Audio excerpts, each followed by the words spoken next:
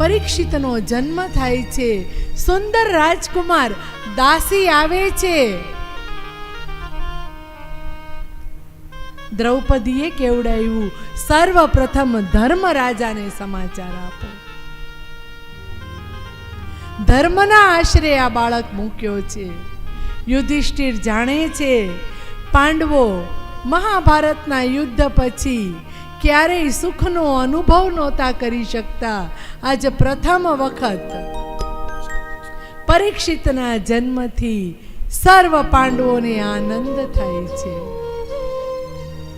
સારામાં સારા જ્યોતિષીઓને બોલાવે છે.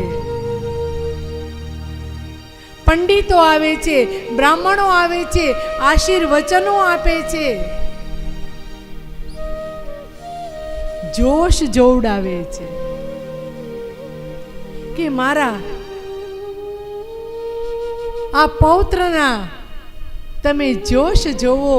એ કેવો ચક્રવર્તી સમ્રાટ બનશે એ નહીં, પણ એ પ્રજાનું કેવું કલ્યાણ કરશે એ જુઓ. ગ્રહો અને નક્ષત્રો પ્રમાણે પેલા એવા જાણકાર પંડિતો હતા કે ભવિષ્ય કુંડળી ઉપરથી જોઈ શકતા હતા.